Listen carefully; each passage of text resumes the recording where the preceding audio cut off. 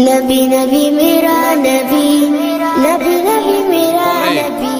আসমানের মালায়েকা, জমিনের মানব জিন্নাত, আসমানে থাকা নবীগণ এবং জমিনে কবরস্থ হওয়া নবীগণ, যিনারা নিজের কবরে জিন্দা নবীর নামাজ আদায় করেন, সমস্ত নবী, সমস্ত মালায়েকা, এই জমিনের মাটিতে আল্লাহ তার সৃষ্টিতে যত মান সম্মান দান করেছেন, সমস্ত ফেরেশতার চাইতে বেশি, মালায়েকার চাইতে বেশি, আম্বিয়ায়ে কিরামের চাইতে বেশি, আউলিয়ায়ে কিরামের চাইতে বেশি, জমিন আসমান চাইতে বেশি, জান্নাত চাইতে বেশি, সর্বশ্রেষ্ঠ মান সম্মান আল্লাহ আমার আপনার নবী মুস্তাফা করিমকে দান করেছেন। বলেন আলহামদুলিল্লাহ। তাই মুসলমান, আজকে আদম আলাইহিস সালামকে থেকে নিয়ে এখন পর্যন্ত রব্বুল আলামিন অসংখ্য নবীগণকে অসংখ্য সম্মান দিয়ে মালামাল করেছেন। আদম আলাইহিস সালাম থেকে নিয়ে ঈসা আলাইহিস সালাম পর্যন্ত হযরতে ঈসা আলাইহিস সালামকে আল্লাহ উম্মত দিয়েছেন, মুসা আলাইহিস সালামকে আল্লাহ উম্মত দিয়েছেন, ইব্রাহিম আলাইহিস সালামকে আল্লাহ উম্মত দিয়েছেন, ইউসুফ ও ইয়াকুব আলাইহিস সালামকে আল্লাহ উম্মত দিয়েছেন। অনেক নবীকে আল্লাহ তাবারাক ওয়া তাআলা উম্মত দিয়ে মালামাল করেছেন। কিন্তু কুরবান যান মুহাম্মদ রাসূলুল্লাহর কদম ধুলিতে, কুরবান যান মুহাম্মদ রাসূলুল্লাহর মার্তাবা এবং ফজিলতের উপরে, যে আল্লাহ তাবারাক ওয়া তাআলা আদম থেকে নিয়ে ঈসা পর্যন্ত নিজের লাখ লাখ নবীকে পাঠিয়েছেন, উম্মত দান করেছেন। তো সমস্ত নবীর মধ্যে যেমন আমাদের নবীর আল্লাহ কোনো তুলনা সৃষ্টি করেননি, সেই রকমই আমাদের নবীর উম্মত, আমাদেরও আল্লাহ কোনো উম্মতের সঙ্গে তুলনা করেনি। বলেন সুবহানাল্লাহ। রব্বুল আলামিন যেমন তার নবীগণের মধ্যে আমাদের নবীকে আলাদা রেখেছেন, আমাদের নবীকে ভিন্ন মান সম্মান দান করেছেন, আর জগৎবাসী সমস্ত মালায়েকা স্বয়ং রব্বুল আলামিন সাক্ষী রয়েছেন। মেরাজের রাত্রিতে মসজিদে আকসাতে নবী মুস্তাফা সমস্ত নবীর ইমামতির মুসাল্লাতে দাঁড় হয়ে নামাজ পড়িয়ে পৃথিবীবাসীকে এলান করে দিয়েছেন, হে আমার উম্মত উম্মতিরা, সমস্ত নবী লাজবাব, কিন্তু সমস্ত নবী হচ্ছে তোমাদের নবী মুহাম্মদ রাসূলুল্লাহর মুক্তাদি। বলেন সুবহানাল্লাহ। প্রত্যেক নবী মুক্তাদি, আমার নবী হচ্ছে ইমাম। তাই নবী পাক সাল্লাল্লাহু আলাইহি ওয়াসাল্লামকে আল্লাহ কোন নবীর মুক্তাদি বানাননি, কোন মানুষের পিছনে কাতারে দাঁড় করাননি। যখন আমার নবী সালাত আদায় করেছেন, নামাজ আদায় করেছেন, আমার নবীকে রব্বুল আলামিন আগের কাতারে ইমামতির মুসাল্লাতে দাঁড় করিয়েছেন, যেন কিয়ামত পর্যন্ত পৃথিবীর মানুষ জেনে নেয় আল্লাহর বন্ধু জগতে কাউরির মুক্তাদি না, বরং জগৎবাসী হচ্ছে মুস্তাফার মুক্তাদি। বলেন সুবহানাল্লাহ। এই রাসূলের মান সম্মান যদি বুঝতে না পারেন, এই রাসূলের তাজিম যদি না করতে পারেন, এই রাসূলের দুশমনকে যদি চিনতে না পারেন, আপনার ঈমান টিকবে না। দাড়ি রেখে লাভ হবে না, নামাজ পড়ে লাভ হবে না, রোজা রেখে লাভ হবে না। আগে সর্বপ্রথম তোমার খোদাকে চিনতে হবে, তোমার রাসূলকে চিনতে হবে। কারণ রব্বুল আলামিন নিজের মুস্তাফাকে সৃষ্টি করার পর এমন মর্যাদা দান করেছেন, এমন মহব্বত নিজের নবীকে করেছেন। রব্বুল আলামিন আমার আপনার নবীকে সর্বপ্রথম সৃষ্টি করে পাঠিয়েছেন সবারই শেষে। আরে সহিহ হাদিস থেকে প্রমাণিত, আল্লাহ বলছেন হুয়াল আউয়ালুহু ওয়াল আখিরুহু, আমার নবীকে প্রথম সৃষ্টি করেছি, সবারই শেষে পাঠাবো। এখন আল্লাহকে জিজ্ঞাসা করেন, খোদা তোমার নবীকে প্রথম সৃষ্টি করে সবারই শেষে কেন পাঠাবে? তো রব্বুল আলামিন বলছে, শুনো, আমার নবীকে সৃষ্টি করে আমি আমার পূর্বে খাসে রেখেছি, আদমকে পাঠিয়েছি, নবী আমার নিকটে আছে, ঈসাকে পাঠিয়েছি, নবী আমার নিকটে আছেন, ইব্রাহিমকে পাঠিয়েছি, নবী আমার নিকটে আছেন। যেমন ইন্নাল্লাহা ওয়া মালাইকাতাহু ইউসাল্লুনা আলান নবী, যাতে আমি আল্লাহ আমি সব চাইতে বেশি বেশি করে আমার নবীর প্রতি দরুদ পড়ি। আমার নবীর প্রতি দরুদ পড়ে আমি আল্লাহ যখন সন্তুষ্ট হয়ে যাব, উম্মত তোমাদেরকে নবী হাওয়ালা করে দেওয়ার পর ইয়া আইয়ুহাল্লাযীনা আমানু সাল্লু আলাইহি ওয়া সাল্লিমু তাসলিমা, তোমাদের নিকটে পাঠিয়ে আমার নবীর প্রতি তোমাকে দরুদ ও সালাম পাঠ করার হুকুম দেব। বলেন সুবহানাল্লাহ। তাই বেরাদর ইসলাম, আল্লাহ আমার নবীকে মহব্বত করে যুগ যুগ থেকে আমার নবীর প্রতি সালাম প্রেরণ করেছেন, দরুদ প্রেরণ করেছেন। কেন? মাহবুব, দুনিয়াতে তোমাকে পাঠাবো, আগে আমি আল্লাহ তোমাকে মহব্বত করব। আমি সব চাইতে বেশি আমার নিকটে রেখে তোমাকে মহব্বত করে সবারই শেষে পাঠিয়ে নবুয়তের দরওয়াজা আমি আল্লাহ বন্ধ করে দিব, যেন বিশ্ববাসী জেনে নেয় মুস্তাফার পরে কোনো নবী আসতে পারে না, জন্মগ্রহণ করতে পারে না। কিয়ামতের সকাল পর্যন্ত এই জমিনের মাটিতে যেই ব্যক্তি আসবে তাকে মুহাম্মদ রাসূলুল্লাহর গোলামি করতে হবে। জোরে বলেন সুবহানাল্লাহ। যারা বলে নবীর গোলাম বলা যাবে না, যারা বলে নবীর গোলাম বলা শিরিক, এরা কোনোদিন মুসলমান হতে পারে না। তো বক্তা কি করে হয়ে গেল? আরে তোমার নবীর গোলাম এটা বলা যদি তোমাকে সহ্য না হয়, নবীর গোলাম বলা যদি তোমাকে শিরিক মনে হয়, আল্লাহর কসম খেয়ে বলি তোমার অন্তরে ঈমান থাকতে পারে না। কারণ কোন দুনিয়ার ওলি আউলিয়া না। হাকিম আল মুস্তাদরাকের মধ্যে স্বয়ং যুন্নুরাইন হযরত উসমান গনি রাদিয়াল্লাহু তাআলা আনহু নিজেকে নবীর গোলাম বলে আখ্যায়িত করেছে। জোরে বলেন সুবহানাল্লাহ। এটা সাহাবায়ে কেরামের মধ্যে কোনো আম সাহাবা না। উসমান গনি রাদিয়াল্লাহু তাআলা আনহু নিজেকে নবীর গোলাম বলছেন।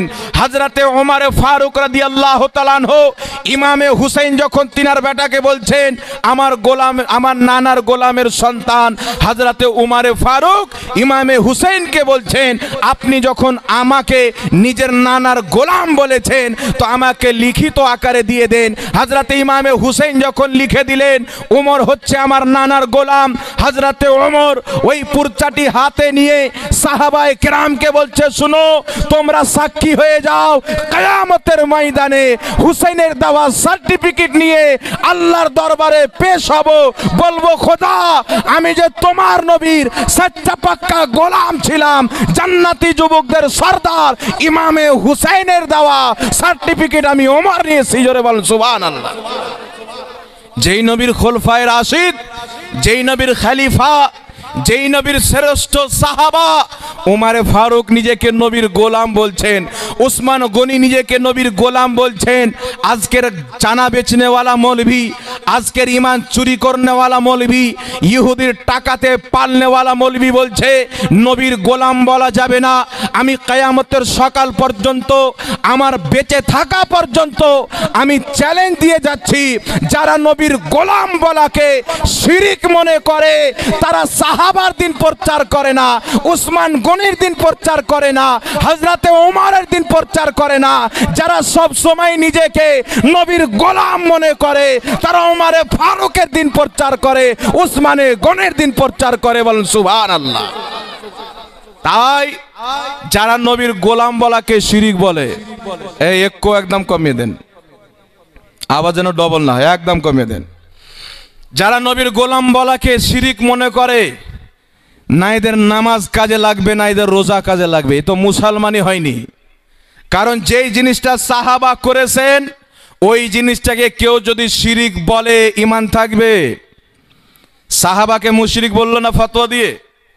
সাহাবায়ে কেরামকে কেউ মুশরিক বললে ঈমান থাকবে? জোরে বলেন, ঈমান থাকবে? তাই দুনিয়াতে একটি কথা মনে রাখবেন, যারা মুসলমান ইমানদার তারাই হচ্ছে নবীর গোলাম। সুবহানাল্লাহ বলতে হবে। যে নবীর গোলাম না সে মুসলমান না। তুমি কালমা পড়েছো, তোমাকে নবীর গোলামি করতে হবে। তোমার নবী যেই কথা বলেছে সেই কথা তোমাকে মানতে হবে। নবীর প্রত্যেকটা কথা মানার নামই হচ্ছে মুস্তাফা জানে রহমতের গোলামি করা। জোরে বলুন সুবহানাল্লাহ। তুমি কোন মাদ্রাসায় পড়াশোনা করেছো, কোন মাদ্রাসায় ডিগ্রি নিয়েছো? বলছো নবীর গোলাম, এটা থেকে শিরিক, এটা হচ্ছে শিরিক। তো ওসমান গনির সহি সনদে হাদিস, নিজেকে নবীর গোলাম বলেছে। যদি মায়ের অটোদা দুধ পান করে থাকো, একবার শিরকের ফতোয়া লাগাও, উমারের উপরে লাগাও। যদি নবীর বিখ্যাত সাহাবী উমারে ফারুক নিজেকে নবীর গোলাম বলে সচ্চা পাক্কা ইমানদার থাকে, ওসমান গনি নিজেকে নবীর গোলাম বলে সচ্চা পাক্কা ইমানদার থাকে, তাহলে জগৎবাসী শুনে নাও, এই দুনিয়াতে যারা সুন্নি মুসলমান নিজেকে নবীর গোলাম বলে তারাই হচ্ছে সাহাবার মুসলমানে, সাহাবার ইসলামে, মুস্তাফার ইসলামে। যারা একে শিরিক বলে তারা সাহাবার দিন প্রচার করে না, তারা আমেরিকা ইসরায়েলের গোলামি দিন প্রচার করে। তাই নিজেকে সাহাবীর দিনের মধ্যে আনতে হবে, নিজেকে সাহাবার রঙে রঙ্গিত করতে হবে। কারণ মুস্তাফা করিমের শরীয়তকে যতটা সাহাবা বুঝতেন পৃথিবীর কেউ বুঝতে পারে না। সুবহানাল্লাহ। মুস্তাফা জানে রহমতের হাদিসকে যতটা সাহাবা বুঝতেন কেউ বুঝতো না। শিরিক যতটা সাহাবা বুঝতেন ততটা দুনিয়াতে কেউ বুঝতে পারে না। বিদআত যতটা সাহাবা বুঝতেন দুনিয়াতে কেউ বুঝতে পারে না। তাই একটি কথা মনে রাখবেন, নবীর গোলাম বলাকে যেই দলের বক্তারা শিরিক মনে করে, ওই বক্তাকে যারা বক্তা মনে করবে তাদেরও ঈমান থাকতে পারে না। একে ইহুদির এজেন্ট বলে বিতাড়িত করতে হবে, ওর বক্তব্যকে আপনার বিতাড়িত করতে হবে, আর পৃথিবীকে জানিয়ে দিতে হবে যারা নবীর গোলাম আমরা তাদেরই বক্তব্য শুনবো। বলুন সুবহানাল্লাহ। এ বলছেন নবীর গোলাম বলা যাবে না, কিন্তু আমার গোলাম হয়ে যাও। ওই বক্তার বলবি বলছে যে আমাদের শিক্ষকরা হচ্ছে আমাদের নবী। নাউজুবিল্লাহ বলবেন না? জি, বাংলাদেশে একটা বক্তা বেরিয়েছে বলছে আমাদের শিক্ষকরা হচ্ছে আমাদের নবী। তো যারা নিজের শিক্ষককে নবী মনে করে তারা আমাদের নবীর তাজিম করবে? এই জোরে বলেন, তাজিম করবে? আর শুধু তাই নয়, এরা নিজের গুরু আশরাফ আলী থানভীকে আল ইমদাদ কিতাবের মধ্যে রসুলও লিখে রেখেছে, নবীও লিখে রেখেছে। তাহলে যেই জামাত এখন যারা গলা ফেড়ে বলে কায়াম করা হারাম, কায়াম মানে কি? নবীকে দাঁড়িয়ে সালাম দেওয়াকে বলা হয় কায়াম। কায়াম করা হারাম, নবীকে দাঁড়িয়ে সালাম দেওয়া যাবে না। তো কেন যাবে না? ওদের ইতিহাস পড়বেন তবেই বুঝতে পারবেন যে এরা আমাদের নবীর জন্য দাঁড়িয়ে সালাম দিবে না, যখন আশরাফ আলীর কবরে যায় তখন দাঁড়িয়ে সালাম দেয়। কারণ আশরাফ আলী থানভীকে নবী লিখে রেখেছে, নবী বানিয়ে রেখেছে। তো যদি গোলাম আহমদ কাদিয়ানিকে কাদিয়ানিরা নবী মেনে ইসলাম থেকে বেরিয়ে কাফির ও মুরতাদ হয়ে যায়, তো আজকে যারা নিজেকে দেওবন্দি বলো, আশরাফ আলী নিজের কিতাবে আল ইমদাদের মধ্যে নিজেকে রসুল লেখাকে নবী বলাকে সাপোর্ট করেছে, তাহলে ওই ব্যক্তিকে মানার পরে তোমরা কি করে মুসলমান থাকতে পারো? তোমাদের ঈমান কি করে বাঁচতে পারে? কি মাইক লাগিয়েছে? ঈমান কি করে বাঁচতে পারে? তাই একটি কথা মনে রাখবেন বিরাদের ইসলাম, যারা নবীকে সালাম দাঁড়িয়ে সালাম দিতে হারাম মনে করে, নবী পাককে নিজের মতন মানুষ মাটির মনে করে, এই জাতিরা নিজের মৌলবীদেরকে নবী চাইতে বাড়িয়ে দিয়েছে। জি, নবীর চাইতে বেশি সম্মান তাদের মৌলবীর করে। আমি আপনাদের সম্মুখে দলিল দিয়ে দিচ্ছি, শুনেন। একটা বক্তা বেরিয়েছে, ওই বক্তা বলছে, নাম হচ্ছে আহলে হাদিস নিজেকে বলে, নাম দিয়েছে ব্রাদার রাহুল। কি রাহুল নাম দিয়েছে? আমি মনে করব জাহিল রাহুল, কারণ কোরআন পাক ও দেখেও পড়তে পারে না। আমার নবী যে বলেছিলেন আল্লাহ ইলিম উঠিয়ে নেবেন, জাহিলদেরকে লোক দিনের মাসনাদে বসিয়ে দিবে, জাহিলদেরকে দিনের গুরু বানিয়ে দিবে। ওই জামানা চলছে। আজকে যারা আহলে হাদিসের যত বক্তা আছে ঠিকভাবে একটাও মাদ্রাসায় পড়ালেখা করেনি, আর নাম কত সুন্দর দিয়েছে আহলে হাদিস। কিন্তু এরা নবীর চাইতে ওদের ডক্টর জাকির নাইককে মানে বেশি বড়।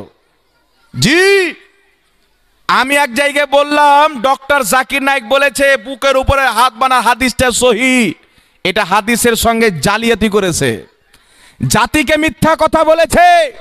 আবু দাউদ শরীফের যে হাদিস বুকে হাত বানার কথা বলা হয়েছে, তাউস রহমাতুল্লাহ আলাইহি বলেছেন নামাজে বুকের মধ্যে নবী হাত বেঁধেছেন। এই হাদিসকে আমার বেঁচে থাকা পর্যন্ত কোনো বাপের বেটা যদি সহি প্রমাণ করতে পারে 1,00,000 টাকা আমি জাহাঙ্গীর তোমাকে পুরস্কার দিয়ে যাব। আর এই হাদিসকে জকার নাইকও বলছে সহি, এদের কাটমুনসিও বলছে সহি। কিন্তু চিন্তা করেন, একটি জয়ীফ হাদিসকে মানুষের হাত নাভি নিচ থেকে টেনে বুকে নিয়ে আসার জন্য চিল্লায় চিল্লায় বলছে সহি। আমি 1 বছর থেকে চ্যালেঞ্জ করছি, যদি কোনো আহলে হাদিস এই জমিনের মাটিতে, খাস করে বাংলার মাটিতে থাকো, আমাকে একটা হাদিস দাও আমার নবী বুকের উপরে হাত বেঁধেছেন, একটা যদি সহি হাদিস দিতে পারো, আমি জাহাঙ্গীর আলম তোমাকে 1,00,000 টাকা পুরস্কার দেবো। কিয়ামতের সকাল পর্যন্ত দেখাতে পারবেন না।